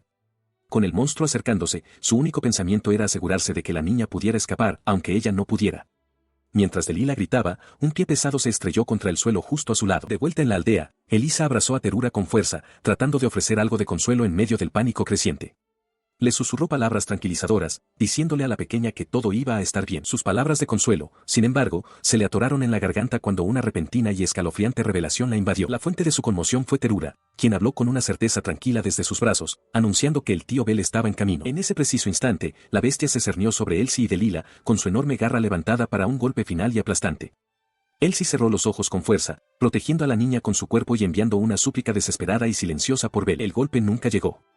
En un destello de movimiento, Bell apareció, su espada desviando el ataque del monstruo justo a tiempo. Miró hacia atrás, sudando, y se disculpó por llegar tarde, admitiendo que apenas lo había logrado. Atónita y en silencio, Elsie solo pudo balbucear su nombre con incredulidad. Delilah, sin embargo, sonrió con puro alivio, dándole alegremente la bienvenida al tío Bell. Ella observó cómo Bell se plantaba firmemente entre ellas y la bestia monstruosa, su voz una orden tajante para que todos se mantuvieran atrás. Mientras se mantenía firme, sangre oscura goteó sobre la tierra, captando la atención de Elisa, cuyos ojos se abrieron con alarma. Elsie, sin embargo, sintió una oleada de alivio, agradecida de que Bell hubiera llegado y maravillada por su fuerza. Su alivio se hizo añicos al ver la causa, un profundo y sangrante tajo en su espalda. La comprensión de que había sido herido mientras las protegía la golpeó. Le gritó que esperara, pero él ignoró su súplica, lanzándose hacia adelante con un rugido para volver a enfrentarse a la bestia. Mientras Bell se enfrenta a una bestia masiva de pelaje puntiagudo junto a la orilla, Delilah extiende la mano aterrorizada, gritándole que espere. Desde el fondo, Elsie observa cómo la criatura se abalanza, y Delilah grita el nombre de Bell con desesperación. Él salta para recibir la embestida, pero la bestia es demasiado rápida. Sus garras le atraviesan el hombro, haciéndole sangrar y provocándole una sacudida de dolor. La fuerza del impacto lo lanza hacia atrás, su cuerpo golpeando con fuerza el suelo mientras Delilah observa horrorizada. Mientras yace aturdido, otro guerrero aparece de repente, interponiéndose entre Bell y el monstruo. El hombre le grita a Bell que corra. Mirando con incredulidad, Bell solo puede gritar una palabra: tío. Su tío le echa un vistazo, diciéndole que está entrando en pánico y que necesita calmarse, reconociendo que sabe que Bell está preocupado por Elsie y Delilah. La idea avergüenza a Bell, nunca quiso que lo vieran así. Se suponía que él era un héroe. La distracción momentánea es fatal. La bestia derriba al hombre mayor, que se desploma tosiendo sangre. Tirado en el suelo, Bell observa la escena, una única y sorprendente revelación atravesando su miedo: todavía está vivo. Entonces siente la presión de unas fauces cerrándose sobre su hombro y se da cuenta de que la bestia lo tiene. Sin embargo, no hay dolor, ni siquiera la sensación de una mordedura. La voz de Elsie atraviesa su confusión, gritando su nombre y advirtiéndole que no pierda la concentración. Tiembla, completamente confundido por lo que le está sucediendo. Permanece atrapado, con el sudor perlando su rostro, cuando una voz resuena en su mente, riendo entre dientes. La voz confirma que sabía que sobreviviría, comentando su nueva fuerza. Le explica que ha realizado inconscientemente el endurecimiento de maná, comprimiendo su maná para reforzar su cuerpo mucho más allá de los límites de una persona normal. Mientras su espada brilla con poder, Delilah y Terura observan la escena desde una distancia segura. Terura observa que, aunque su tío está siendo atacado, parece completamente ileso. Delilah, con los ojos muy abiertos por el asombro, se maravilla ante el espectáculo, reconociendo esto como el poder del héroe de la humanidad. En respuesta al asalto, su tío hunde la mano profundamente en el flanco del monstruo, desgarrando su piel. Sangre oscura brota de la herida mientras se mantiene firme contra la colosal bestia. Mientras tanto, Bell lucha dentro de las fauces de la otra criatura, frustrado por la dureza de su piel. La voz de su espada habla de nuevo, explicando que la intensidad de sus emociones ejerce una inmensa presión sobre la propia hoja, advirtiendo que su forma física está llegando a su punto de ruptura. Justo entonces, la bestia con la que luchaba su tío finalmente se desploma en el suelo. El hombre mayor, jadeando por el esfuerzo, murmura que todo sería más sencillo si su propio cuerpo pudiera manejar adecuadamente el inmenso maná de Bell. Llama a Elsie, suplicando un momento de descanso mientras siente que su propio cuerpo se rinde. Dirige su atención a Bell, explicando que su combinación de maná y destreza física ya está en la liga de los monstruos. Bell, confundido, pregunta qué se supone que significa eso. Una expresión de culpa cruza el rostro de su tío mientras admite que esta situación es culpa suya. La voz de la espada revela entonces su historia. Era un espíritu, sellado e invisible para todos durante eones, hasta que Bell lo descubrió. Recordando ese momento, el espíritu reafirma el juramento que hizo: no dejar morir nunca a Bell, para que él nunca tuviera que experimentar la profunda soledad que el propio espíritu había soportado durante tanto tiempo. El espíritu explicó que, mientras experimentaba, se dio cuenta de que podía alterar el cuerpo de Bell desde dentro. Solo había tenido la intención de darle un pequeño impulso, usando una dosis de maná de héroes pasados almacenada en el arma sagrada. Pero un día, notó que Bell ya había superado con creces los límites humanos, y resolvió hacerlo más fuerte que cualquier bestia, sin importar el costo. Continuó, aclarando que la habilidad de Bell para matar a una bestia mágica sin la espada, su curación anormalmente rápida, su falta de fatiga incluso a sus 30 años y su uso inconsciente de maná para reforzar su cuerpo eran todos resultados de sus retoques. Bell, abrumado, exigió saber por qué el espíritu nunca mencionó esto, especialmente después de que casi lo mataran. El espíritu replicó que nunca estuvo en peligro real de morir, no después de haberlo reforzado. Tras el intenso intercambio, Bell se sentó en silencio, con la espada sagrada clavada en el suelo frente a él. Suspiró, diciéndole al espíritu que podía quejarse todo lo que quisiera, él escucharía todo el día. Para su sorpresa, el espíritu simplemente respondió, no. Más tarde, concluida su conversación, encontró a Elsie. Con una mirada decidida, le preguntó si ya sabía lo que estaba pensando. Ella le devolvió la mirada, con expresión tranquila, y afirmó que no estaba enfadada. Mientras hablaba, su momento de tranquilidad fue interrumpido. Natalia, la madre de Delilah, se acercó con una mirada de profunda preocupación, llamándolo por su nombre. La miró, y una repentina sensación de déjà vu lo invadió. Dándose cuenta de lo que ella debía estar pensando, comenzó a tartamudear, insistiendo en que no era lo que parecía y que no estaba planeando hacer nada imprudente. Antes de que pudiera terminar su frenética explicación, Natalia se abalanzó hacia adelante, agarrándolo firmemente por el cuello de la camisa. Los ojos de Bell se abrieron de par en completo shock por su acción repentina y contundente. Es recibido por Elisa, que le acuna suavemente el rostro con una expresión de alivio y calidez. Le da la bienvenida de vuelta con voz suave. Mientras se abrazan en la entrada de la aldea, él confirma en voz baja que está en casa. Le inunda una profunda sensación de alivio, ha conseguido protegerlos y, por ello, está agradecido. Su alivio da paso a la alegría mientras se sienta en el suelo, atrapando en sus brazos a una Terura exultante mientras Natalia observa cerca.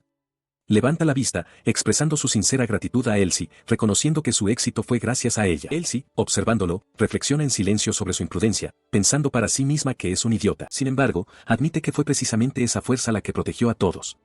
Los aldeanos estallan en un coro de vítores para Bell, sus voces una mezcla de amonestación por su imprudencia y una abrumadora gratitud por haberlo salvado. Una vez pasado el peligro inmediato, el grupo triunfante regresa a través de las puertas de la aldea, volviendo a casa. Esa noche, la aldea celebra un gran festín en su honor.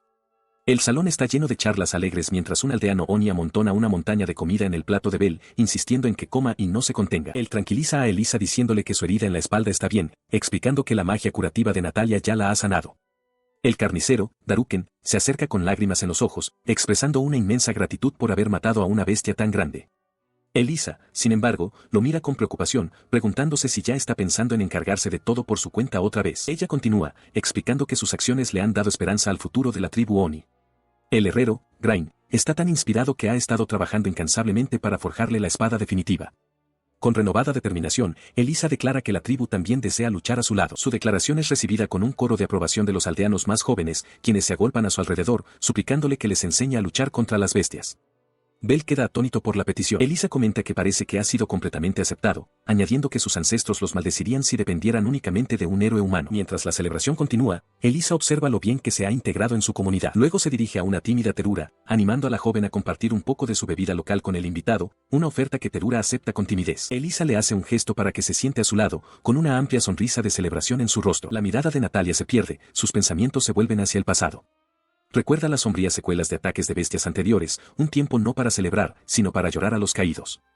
Poder beber y festejar ahora es un cambio drástico y bienvenido. Su ensoñación se rompe cuando Delila corre alegremente hacia Bell, gritando «tío». Él se da la vuelta, sorprendido por el entusiasta saludo de la niña. Él sonrió, preguntando qué quería. Delila, sosteniendo una pequeña flor, hizo su primera petición, que siguiera protegiendo a todos. Pero tenía otra súplica más importante. Con una sonrisa sincera y radiante, le pidió que se casara con su madre y se convirtiera en su padre. La propuesta golpeó a Bell con la fuerza de un impacto físico, dejándolo sin palabras y sonrojado. Toda la aldea quedó en un silencio atónito, con los ojos muy abiertos por la incredulidad. Ese silencio se rompió momentos después con un estruendo de aprobación de los aldeanos. Aclamaron la idea, preguntando con entusiasmo cuándo sería la boda y pidiendo un festín. En medio del caos, tanto Bell como Natalia se quedaron paralizados, completamente abrumados. Mientras los aldeanos celebraban, Elisa, la jefa, se adelantó para dirigirse directamente a Bell. Le explicó que, como jefa y, en cierto modo, como madre de Delila, tenía una petición propia, una decisión consolidada por sus acciones recientes. Sus palabras fueron demasiado para Natalia, que huyó avergonzada mientras Bell la llamaba preocupado. Le sirvió una bebida, con una expresión que se tornó seria. Elisa señaló un hecho sombrío que él probablemente había notado, la escasez de ancianos entre ellos. Explicó que, si bien el pueblo Oni tiene una larga vida, con un promedio de unos 200 años, esta longevidad rara vez se alcanza. Continuando con su explicación, Elisa lamentó que la reputación de los Oni de sangre demoníaca crea una falsa impresión de inmensa fuerza. Aunque son más adeptos a manejar el maná que los humanos, confesó que no es suficiente para soportar las constantes batallas que enfrentan. La cruda verdad, reveló, es que los Oni no son un pueblo hecho para la guerra y, como resultado, la mayoría muere mucho antes de envejecer. Ella explica que para los Oni, que vivían con el temor constante de las bestias, él les proporcionó algo invaluable, esperanza. Su presencia sugería un futuro en el que podrían no tener que sacrificar sus vidas en la batalla, una forma de usar sus dones para sobrevivir. Bell escucha, su expresión se torna de un silencio atónito. Él intenta desviar el elogio, insistiendo en que debería ser él quien les agradeciera por acogerlo cuando estaba medio muerto. Desestima sus acciones como el simple trabajo de un antiguo héroe. Elisa le recuerda amablemente que su propio rey no lo abandonó. Con una mirada sincera, revela el verdadero deseo de la aldea, los Oni no quieren dejarlo ir nunca. Le pide que se quede con ellos para siempre y que considere a Delila y a su madre. El sol de la mañana se alza sobre la aldea mientras Bell despierta, aturdido y desorientado. Se agarra la cabeza, con el agotamiento del día anterior evidente en su rostro. Desde fuera, Terura lo saluda, observando que parece no haber dormido nada. Mientras lucha por incorporarse, su mente se acelera, reviviendo los caóticos acontecimientos, el sometimiento del monstruo, el banquete de celebración y la sorprendente petición de Delila de que se convirtiera en su padre. Se da cuenta de que incluso su cuerpo, que ha superado los límites humanos normales, está abrumado por la pura intensidad de todo. Sus pensamientos son interrumpidos cuando Grain, el herrero Onifolk, irrumpe en la habitación. Presenta con entusiasmo una magnífica espada de cristal oscuro, declarándola su obra maestra, una hoja impecable forjada sin una sola impureza. Él mira el arma con asombro, pensando para sí mismo que su calidad supera incluso a la espada sagrada del reino. Grain explica con orgullo que es la mejor hoja que ha forjado en más de 100 años e insiste con entusiasmo en que Bell la pruebe de inmediato. Aceptando la oferta, Bell lleva la espada al exterior. Se para frente a un tajo de madera, empuñando la hoja y concentrándose, preparándose para probar sus capacidades. Justo entonces, llega Elsie, llamándolo. Al ver la nueva espada, le pregunta si está a punto de probarla. Bell, con un aspecto ligeramente nervioso, sugiere que debería ser ella quien la probara en su lugar. Decide continuar, concentrando su voluntad y canalizando su maná en la hoja. Al hacerlo, la espada comienza a brillar con una energía poderosa y arremolinada. Una revelación impactante lo golpea. El arma es tan potente que el simple acto de infundirle maná sería instantáneamente fatal para cualquier persona ordinaria. Tartamudea, un vago recuerdo aflora mientras se revela la verdad sobre las armas sagradas. Son herramientas que amplifican el poder consumiendo el maná del portador, un precio que se paga con fuerza vital. Durante generaciones, los héroes, incluido él mismo, han estado sacrificando sus propias vidas en cada batalla sin saberlo. Esta revelación lo deja aturdido. Nunca había sentido que su vida se estuviera agotando. Grain le explica que había estado regulando cuidadosamente el maná absorbido para evitar que tanto él como Marisa se sobrecargaran. El nombre le trae un recuerdo. Sus pensamientos se desvían hacia Marisa, la heroína de la generación anterior.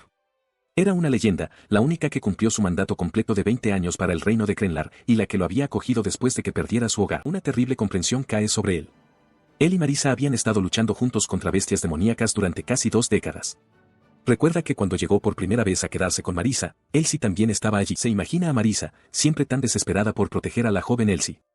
Ahora comprende que él también formaba parte de esa protección, y una oleada de gratitud por Marisa lo inunda. La voz de Grain interrumpe sus pensamientos, confesando toda la verdad. Cuando las bestias demoníacas pululaban, no tuvo más remedio que usar a Bell como señuelo.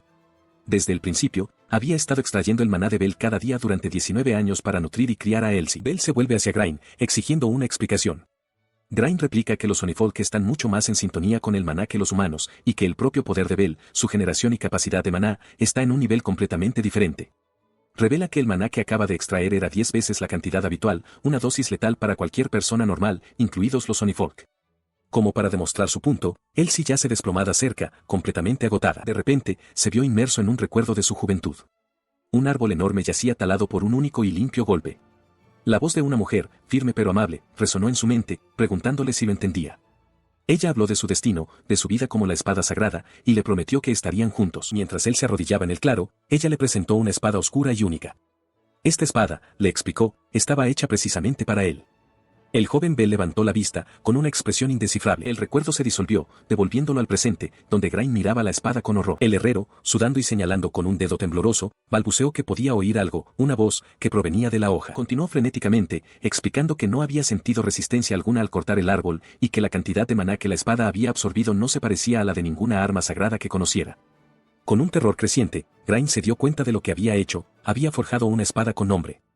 Al fondo, Bell, ajeno al pánico del herrero, celebraba el éxito de su prueba. Bell intentó darle sentido a todo. Si la espada realmente absorbía maná, se preguntó si podría afectar a Elsie.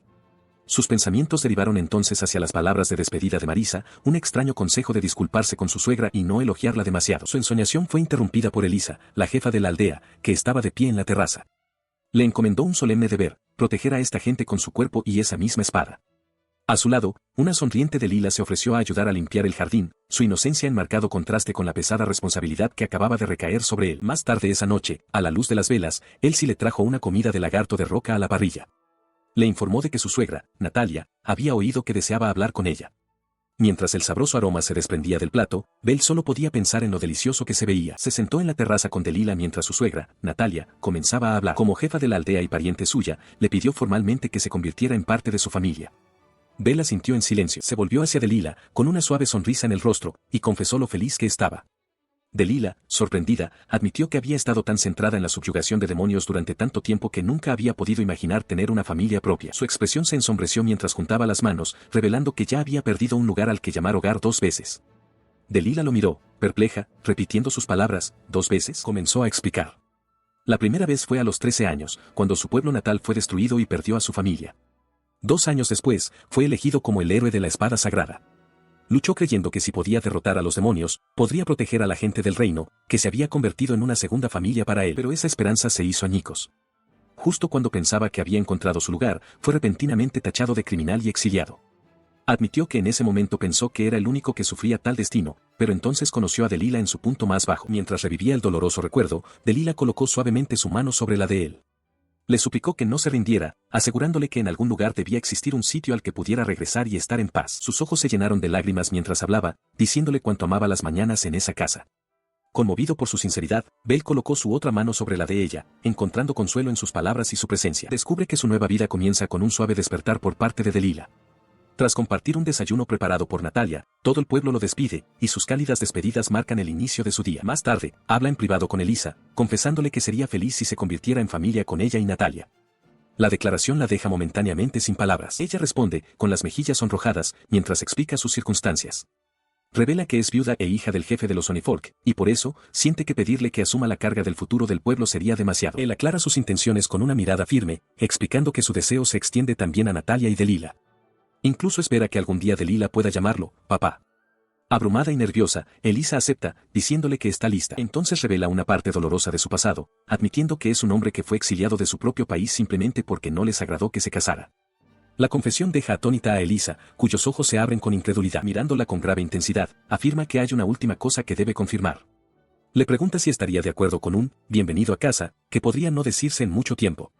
Sus palabras quedan en el aire, cargadas de un peligro tácito, dejando a Elisa perpleja. De repente, una enorme y ornamentada espada se materializa en la habitación, brillando con una luz de otro mundo. Le grita a Bell, llamándolo idiota. El espíritu de la espada explica que los Sonifolk son una raza longeva. Elisa tiene 100 años, Grain 150, mientras que los humanos como Bell, de 34 años, tienen una esperanza de vida de solo unos 80 años. Lo regaña por pensar que es viejo, declarando que todavía es muy atractivo como hombre. La repentina aparición y el discurso de la espada dejan a todos los demás en la habitación completamente atónitos. Él retrocede conmocionado, gritando que su esperanza de vida es ahora anormalmente larga debido a las modificaciones corporales de Elsie. Elisa, sin embargo, permanece perfectamente serena, sugiriendo alegremente que esto simplemente significa que puede velar por él como una diosa. Su pánico se desvanece, reemplazado por una tranquila determinación. Le dice a Elisa que siente que no tiene nada que ofrecer y que ya no puede enfrentarla a ella ni a Natalia sin poder formar una familia con ellas. La decisión, concluye, ahora depende de sus sentimientos. En el silencio que sigue, Elisa habla. Declara que actuará como su guardiana en lugar de sus padres, ofreciéndole su garantía. Poniendo una mano en su hombro, confiesa suavemente sus sentimientos por él justo cuando una puerta cercana comienza a abrirse. La confesión remueve un recuerdo en Elisa de su difunto esposo. Recuerda su promesa de no olvidarlo nunca, al tiempo que reconoce un nuevo deseo de seguir viviendo y ver qué le depara el futuro con Bell. Sus pensamientos no expresados parecen llegar hasta él. Bell explica con seriedad que conocerla a ella, a Natalia y a Delila fue lo que le permitió volver a creer en la gente. Abrumada y sonrojada, Elisa lo mira y le pregunta si de verdad puede confiar en sus palabras. Antes de que pueda responder, la puerta se abre por completo y Delila entra corriendo, llamando a su madre. La pregunta no se responde con palabras, sino con los momentos que siguen, una familia formada, observada por los rostros sonrientes de Daruken y Grain. Al caer la noche, Bell y Elisa comparten una mirada de felicidad mutua y silenciosa. La luz del sol se derrama sobre el valle, iluminando la aldea de los Oni. Montando guardia en la puerta, Bell le comenta a su compañero que el cielo despejado lo convierte en un día perfecto para una celebración. Su compañero, un joven Oni llamado Joran, parece nervioso. Bell le dice que no esté tan tenso, recordándole que solo necesitan encargarse de la seguridad de la reunión. Joran insiste en que lo entiende, pero aún así siente la presión. Bell le da una palmada tranquilizadora, diciéndole que se componga para que puedan ponerse en marcha. A medida que avanzan, ven a los aldeanos abriéndose paso por las calles, vestidos con sus mejores galas. Es evidente para todos que hoy es el día de una ceremonia de boda. La celebración pronto está en pleno apogeo. La plaza del pueblo está llena de actividad mientras los Oni se reúnen bajo hileras de farolillos para compartir comida y bebida. Se ha preparado un magnífico festín, con un jabalí entero asado, guisos sustanciosos y brochetas de carne a la parrilla, suficiente para que toda la aldea lo disfrute. De pie ante la alegre multitud, Elisa se dirige a su gente. Les agradece su apoyo y presenta formalmente al hombre a su lado, Daruken, como su nuevo esposo. Anuncia que con esta unión, Natalia tiene una nueva nuera y, lo que es más importante, Delila y Terura ahora tienen un padre amoroso. Desde su lugar entre la multitud, Bell observa con una cálida sonrisa. Llena de alegría, Terura sonríe radiante y grita, «¡Papá!». Al mismo tiempo, Elisa contempla a su nuevo esposo, con una expresión suave y llena de afecto. En medio de la celebración, la mirada de Bell se volvió hacia adentro, su expresión se suavizó con un recuerdo. Comenzó a hablar, dirigiéndose a Elsie en sus pensamientos, reconociendo que muchas cosas habían sucedido entre ellos. Su mente regresó a un tiempo en que Elsie le explicaba el sagrado deber del héroe. Ella le había dicho que los héroes como él eran venerados porque convertían su propio maná en poder, empuñando la espada y la lanza sagradas para aniquilar demonios y proteger las vidas de la gente. El recuerdo fue interrumpido por la voz de Elisa. Al ver su estado contemplativo, le ofreció la oportunidad, en ese mismo momento, de decir lo que pensaba. Aceptando su oferta, su expresión se endureció con resolución. Declaró que esta era su oportunidad para volver a ser un héroe del que ella pudiera estar orgullosa. Mientras hacía su juramento, la pequeña Delila, que había estado observando desde un lado, dio un paso decidido hacia adelante. Se acercó a él, atrayendo la atención de Elisa. Bell entonces señaló hacia una lejana montaña nevada, explicando que algo aterrador había llegado. La revelación provocó un escalofrío tanto en Delilah como en Terura. Llegó y encontró el origen de la perturbación, una bestia corpulenta con cabeza de toro, un minotauro, que se cernía sobre los niños Sony en un claro del bosque. Levantó un tosco garrote, listo para atacar. Abajo, los niños, entre ellos Delilah y Terura, observaban aterrorizados, habiendo aparentemente invitado a la criatura a acercarse. Recordó la promesa que les había hecho, que siempre lo llamaran si aparecía un demonio. Mientras Terura huía pidiendo ayuda a gritos, supo que tenía que intervenir. Con un fuerte golpe, aterrizó en el claro, clavando su gran espada en la tierra. El minotauro, que acababa de apresar a uno de los niños más pequeños, giró su cabeza bestial hacia el recién llegado. Sin un momento de vacilación, desató una devastadora ola de poder desde la hoja. La energía rasgó el aire, envolviendo a la bestia y lanzando a los niños por los aires por la fuerza de la explosión mientras Joran gritaba su nombre, conmocionado. Cuando la luz se disipó, el minotauro había desaparecido, completamente aniquilado. Los niños estaban esparcidos por el suelo, aturdidos pero vivos, mientras Belle permanecía en medio de la devastación. Elisa, al llegar a la escena con Elsie, estaba furiosa. Se dirigió con paso firme hacia Belle, gritándole que él mismo era un demonio, incapaz de evaluar la situación y moderar su inmenso poder. Continuó reprendiéndolo, diciéndole que se comportara como un adulto ahora que la amenaza había desaparecido, mientras Joran comenzaba a dirigir a los otros niños para que recibieran tratamiento. Belle no respondió.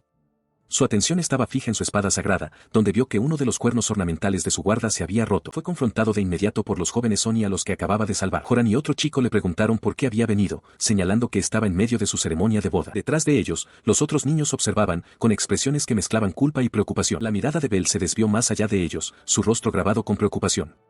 El chico pelirrojo se disculpó por los problemas, explicando que aunque sabían que no siempre podían depender de él, los Sony tenían un secreto más profundo en juego. Antes de que pudiera responder, los niños se dieron la vuelta de repente y huyeron hacia el bosque. Una expresión de comprensión, seguida rápidamente por la furia, cruzó el rostro de Belle mientras rugía, llamándolos idiotas. Su huida fue detenida abruptamente por un hombre Oni de rostro severo y cabello rubio.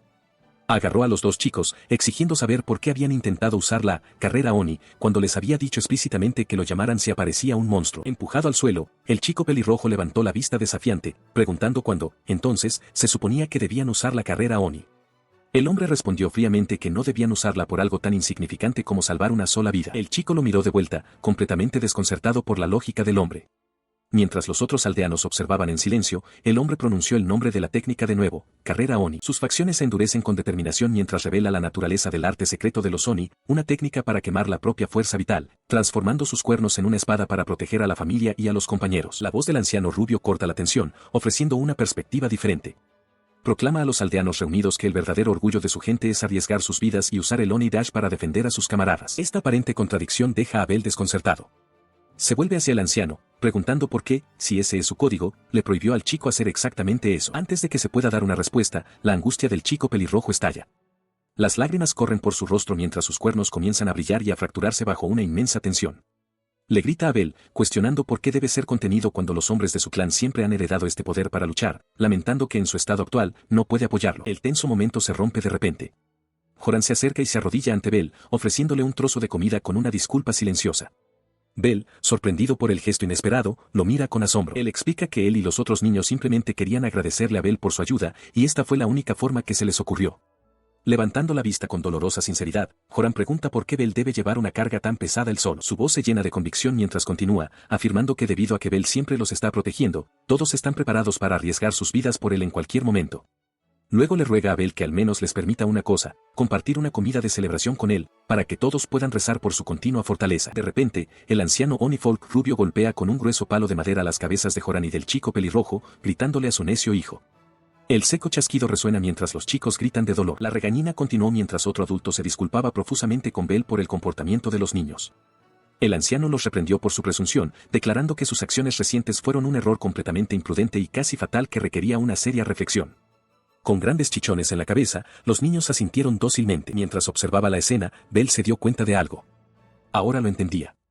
Eran igual que él. El anciano continuó con su sermón, explicando a los niños que aquellos que empuñan una espada sagrada o una espada demoníaca son especiales.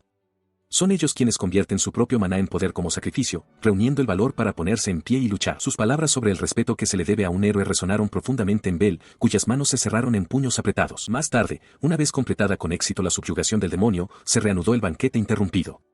Al final de la celebración, Belle hizo una declaración. Explicó que, como héroe de las naciones humanas, era su deber arriesgar la vida para proteger a la gente de los demonios. Debido a este solemne deber, no podía permitirles hacer lo que habían hecho. Los niños escuchaban, con una expresión de confusión en sus rostros. En respuesta a esta declaración, Joran habló con firme resolución, prometiendo que nunca volverían a usar la carrera Oni. Con el pueblo Oni reunido ante él, Bel alza su gran espada en el aire. Su voz resuena con una declaración asombrosa: él mismo criará a un nuevo héroe de entre su gente. La pregunta queda en el aire: ¿puede un héroe ser verdaderamente formado a partir de la raza demoníaca? Fuera de una vivienda tradicional del pueblo Oni, Bel está de pie con Natalia y Delila. Natalia le asegura que los arreglos actuales son suficientes por ahora, mientras un pájaro pasa volando junto al techo de paja. Luego se vuelve hacia su hija con una cálida sonrisa, animándola a esforzarse. Delila, radiante de emoción, asiente con entusiasmo, declarando que irá con su tío. Bel expresa su gratitud por la despedida, pero Natalia, un poco nerviosa, insiste en que puede llamarla simplemente por su nombre. La sugerencia lo toma por sorpresa. Más tarde, dentro de la residencia del jefe del pueblo Oni, se lleva a cabo una reunión formal. Bel se sienta frente a Elisa, Grain, Daruken y otras dos mujeres Oni, todos reunidos en una sala tradicional de tatami. El ambiente es tenso. Elisa, la antigua jefa, y las otras mujeres observan el desarrollo de la reunión con expresiones serias e indescifrables. En contraste, Bel mantiene una sonrisa amable mientras se presenta su nuevo título, jefe provisional del pueblo Oni. Explica a la asamblea que se le ha pedido que sirva como jefe interino hasta que Delila alcance la mayoría de edad, admitiendo que a veces siente el peso de la responsabilidad. Su admisión provoca una reacción del grupo. El anciano rubio le pregunta por qué sigue tan tenso. Elisa aclara que lo nombró durante la ceremonia de la boda, un papel mucho más importante de lo que él esperaba. El anciano razona que, dado que Bel y Delila ahora son familia, tal formalidad es innecesaria. Con una reverencia, le pide formalmente que cuide de todos ellos, dejando a Bel desconcertado por la súplica directa. Se sentó con los ancianos Oni, comenzando formalmente la reunión. Elisa explicó que los Oni no podían usar su técnica, Onigiri, 2 veces, ya que era una cuestión de orgullo. En respuesta, Bel propuso un nuevo camino a seguir, preguntando si era realmente posible para él criar a un nuevo héroe de entre su gente. Intrigada, Elisa mencionó que tenía una hipótesis sobre esa misma posibilidad. Bel se inclinó, pidiéndole que explicara la teoría que había formulado. Tras su conversación, Bel se presentó ante todo el pueblo en la plaza central. Les agradeció por reunirse y anunció formalmente el inicio de una prueba de selección de héroe para los Oni, creando un revuelo entre la multitud congregada. En el centro de la prueba había una gran espada, incrustada profundamente en un pedestal ornamentado. Era un arma con una larga historia, una que tenía un significado particular para Bel. No era una espada cualquiera, era un arma sagrada. Solo podía ser desenvainada por un portador que poseyera una inmensa cantidad de maná, ya que la gema del pedestal estaba fusionada directamente con el arma. Se decía que un candidato adecuado aparecía solo una vez cada 20 años. Sin embargo, los Oni eran diferentes de los humanos. Poseían reservas de maná mucho mayores y habían aprendido a dominar su flujo desde una edad temprana. Para desenvainar la espada, uno debía verter su maná en el pedestal, cambiando la forma de la gema para liberar la hoja. Mientras Bel se preparaba, un pequeño niño Oni pelirrojo se adelantó. Con un simple toque, sacó la espada sagrada de su piedra como si nada, dejando atónito a todo el pueblo. Un mes después, en los densos bosques que rodean la aldea de los Oni, una enorme bestia demoníaca con aspecto de jabalí busca comida, con sus colmillos afilados y su piel gruesa. Cerca de allí, Bel se dirige a los 4 jóvenes prodigios Oni, incluido el chico pelirrojo. Critica sus movimientos torpes y su falta de conocimiento, pero elogia su espíritu. Luego los desafía a mostrarle los resultados de su entrenamiento de un mes, y ellos responden con un grito unificado y entusiasta. Entran en acción, moviéndose velozmente entre los árboles. Bel los observa, maravillado de que 4 prodigios pudieran aparecer a la vez y reafirmando su creencia en el potencial de los Oni. Aflora el recuerdo de un hombre con gorra que le decía que así era precisamente como lo había criado a él, una lección que ahora aplica a estos niños. Los niños aterrizan frente a su objetivo, la bestia demoníaca tipo jabalí. Bel pide un breve descanso, comprobando si todos están bien después de su aproximación. La frustración crece entre ellos. El chico pelirrojo se queja de que, incluso con la guía de Bel, la piel de la bestia es demasiado dura para perforarla. Otro niño lamenta que si pudieran cambiar la forma del pedestal de la espada sagrada, estarían mejor preparados para esta lucha. Deciden tener una sesión de análisis después de que finalmente logren derrotarla. Él sigue adelante, con la cara manchada de tierra, luchando claramente contra la formidable criatura. Desde la distancia, Bel observa la difícil batalla, su mirada se desvía del chico al pedestal de la espada sagrada que ahora lleva atado a su propia espalda. Se pregunta en silencio si el chico entiende lo que se requiere. Finalmente, la bestia cae. El chico pelirrojo, agotado y sucio, levanta las manos en un rugido triunfante, celebrando su victoria. Sus compañeros yacen esparcidos por el suelo, agotados por el esfuerzo. Bel observa, impresionado. Incluso entre los Oni, piensa, estos niños poseen instintos excepcionales. Él y sus compañeros son los prodigios de la aldea Oni. Él es Raiteto, de 16 años, hijo del herrero, cuyo maná se enciende en llamas cuando sus emociones se exaltan. A su lado está Joran, también de 16 años, de la familia del carnicero, aunque menos hábil con el maná, su experiencia le permite identificar al instante los puntos vitales de una criatura. La hija del cantero, Jumirione, de 17 años, es conocida por actuar antes de pensar. Finalmente, está Areida, también de 17 años, de la tienda general, que destaca en convertir su maná en agilidad para una velocidad explosiva. Habiendo demostrado sus capacidades, Bell reúne a los 4 jóvenes guerreros. Con una sonrisa orgullosa, los felicita por su éxito, comentando que no es poca cosa llamarse a sí mismo un héroe. Los chicos escuchan, con expresiones que mezclan orgullo y agotamiento. Concluida la caza, el grupo emprende su viaje. Bajo un cielo vasto y abierto, tiran de un carro cargado con los enormes cadáveres de las bestias demoníacas que derrotaron, dejando su aldea atrás. Mientras viajan, la conversación se centra en su equipo. Raiteto se queja del inmenso consumo de maná de su arma, mientras que Humirione, sin inmutarse, sugiere con entusiasmo que deberían forjar otras aún más poderosas. Él escucha su discusión y aclara la naturaleza de sus armamentos. Explica que sus armas están imbuidas con un 30% de piedras mágicas, lo que les otorga compatibilidad y un poder inmenso a un alto precio. Las armas drenarán sin cesar el maná del portador. La revelación deja atónita a Humirione. Baja la mirada hacia su gran espada, dándose cuenta de que no es una espada sagrada, todopoderosa. Reflexiona que los héroes humanos suelen ser demasiado arrogantes, siendo Bell y el héroe anterior raras excepciones, y admite que ni siquiera pudo sostener su propia espada durante 5 años. La abrumadora naturaleza del arma que empuña ahora es evidente. Su sombría revelación parece afectar a Raiteto, que se ve visiblemente desanimado por el desafío que se avecina. Caro W. simplemente señala hacia adelante, asegurándoles que estarán bien mientras continúan su viaje. Mira a los 4 jóvenes guerreros y les plantea una pregunta: ¿por qué los Oni luchan por su gente? Sin esperar respuesta, les da una nueva directiva. A partir de este día, no deben dejarse abrumar por su poder ni actuar precipitadamente en solitario. Lucharán juntos, para que todos puedan volver a casa juntos. La declaración toma a Raiteto por sorpresa. Varias semanas después, un gran estruendo resuena por el asentamiento Oni mientras los aldeanos se reúnen en la puerta, con la atención fija en un enorme muro de roca recién tallado. La causa de la conmoción deja asombrados a los aldeanos. Se preguntan en voz alta cómo se transportó una cantidad tan inmensa de roca. Raiteto y Areida especulan que Bell debe haberla tallado directamente de la montaña. Los niños más pequeños están simplemente asombrados, proclamando lo increíble que es el humano. Bell. Dando un paso al frente, Raiteto se dirige a los aldeanos reunidos, su voz resonando con convicción. Les recuerda que, desde que tienen memoria, los Oni han estado luchando contra las bestias demoníacas. Sus palabras evocan un doloroso recuerdo del pasado. Recuerda una época en la que intentaron construir muros para proteger su asentamiento, solo para que sus esfuerzos fueran aplastados por una salvaje bestia parecida a un lobo. Recuerda la desesperación de intentar proteger a un niño más pequeño, gritando de frustración por su incapacidad para proteger a los que tenían que morir. Volviendo al presente, continúa su discurso, explicando que, debido a las bestias demoníacas, ni siquiera podían recolectar materiales. Sacrificaron a su propia gente, a su propia familia, solo por una oportunidad de sobrevivir. Ni siquiera consideraron contraatacar. Pero entonces, dice, llegó Bell. El humano les enseñó a luchar, y su jefa les enseñó a cazar usando la embestida Oni. Declara que sus circunstancias han cambiado. Ahora, tienen a Bell. Tienen a los héroes que lucharon usando la embestida Oni. Ya no necesitan arriesgar sus vidas para construir muros para defenderse de las bestias demoníacas. La multitud estalla en vítores mientras Raiteto proclama que ellos, los Oni, tienen un héroe. Bell observa desde un lado, con una sonrisa de orgullo en su rostro. Él y sus compañeros Oni pusieron en práctica su recién descubierta determinación, trabajando para fortificar su aldea. Mientras grupos de ellos se esforzaban por cargar enormes losas de piedra, Bell demostró su propia fuerza prodigiosa, levantando sin ayuda un pilar colosal. Sus esfuerzos eran dobles: construir sus defensas y despejar activamente las tierras circundantes de amenazas. Los jóvenes prodigios perfeccionaron sus habilidades cazando bestias demoníacas, derribando a una gran criatura emplumada con ataques coordinados mientras Terura observaba su progreso. Día y noche, el trabajo continuó, hasta que finalmente, bajo la luz de una luna creciente, su monumental tarea fue completada. Una formidable muralla se erigía ahora como testimonio de su voluntad colectiva. Toda la aldea estalló en vítores, celebrando su logro. En lo alto de la muralla recién terminada, Bell contemplaba a la multitud jubilosa. Elisa, con el corazón henchido, comentó a Terura y Delila que aquello parecía un sueño, lo que provocó que Terura llamara a Bell con admiración. Más tarde, Elisa se le acercó directamente, con el rostro grabado de sincera gratitud. Bell, sin embargo, sentía que tenía más que ofrecer. Resolvió encontrar una manera de ayudarles a ser autosuficientes, creyendo que enseñarles a valerse por sí mismos era un regalo mucho mayor que simplemente protegerlos. Mientras se sumergía en un baño caliente más tarde esa noche, sus pensamientos fueron abruptamente interrumpidos.